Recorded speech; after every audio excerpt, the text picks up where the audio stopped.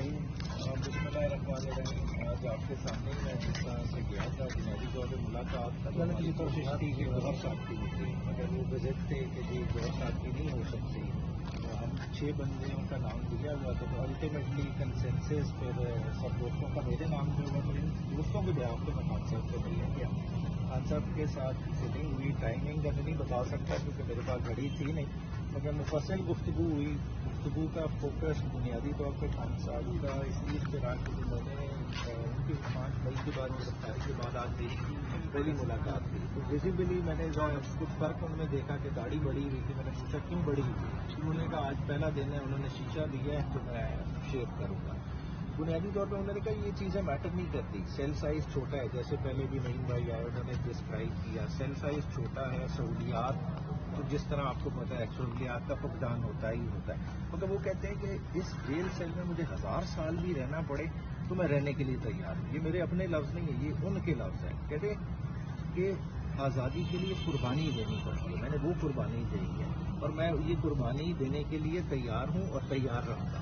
तो अब as a nation अब हमने डिसाइड करना है कि जमहूरियत के लिए हम ये कुर्बानी देना चाहते हैं कि नहीं देना चाहते।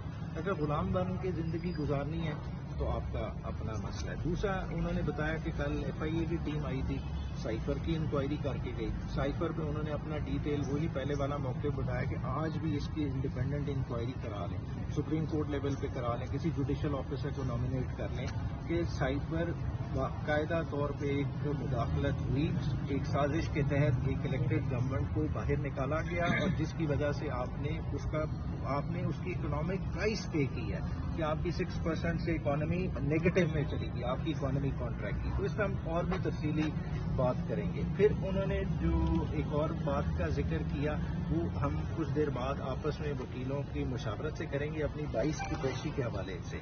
उसके बारे में हमने अपना फर्म स्टांस लेना है, वो हमारे वकील गौहर साहब हो गए, सलमान सफदर साहब, गोसा साहब की आपस में डिस्कस करेंगे, फिर इंशाअल्लाह ताला उसके बारे में बताएंगे। चौथी चीज़ जो मैंने जिक्र किया कि एहसान की मिसिंग के हवाले, मुझे उस वक्त तक नहीं पता था, मैं बाहर आया हूँ तो लोगों ने बताया कि उससे शायद आर्मी एक्ट के अंडर ट्रायल कर रहे हैं और उसका अब उन्होंने शो कर दी है अरेस्ट। तो खान साहब ने कहा कि पहले भी उस पर तशद्दुद किया जा चुका था, अब भी करेंगे। तो मुझे ये है कि उसका भी ओपन ट्रायल होना चाहिए। ओपन ट्रायल शहरियों का बुनियादी हक है। तो इन चीज़ों पे हमारा जो है ना फोकस होना चाहिए। बाकी देखें मुश्किल वक्त आते रहते हैं, कौमों पे मुश्किल वक्त हैं, ये हमें गुजारना पड़ेगा। कुछ बाकी उनके पॉलिटिकल जाहिर बात है और लोगों के लिए इंडिविजुअली जिस तरह से शहरयार आफरीदी और शमदाना के लिए उन्होंने मैसेज दिया वो इंशाल्लाह उनको इंडिविजुअली दिया जाएगा और उनके बारे में वो काफ़ी उन्हें ट्रेस कर रहे हैं। Thank you.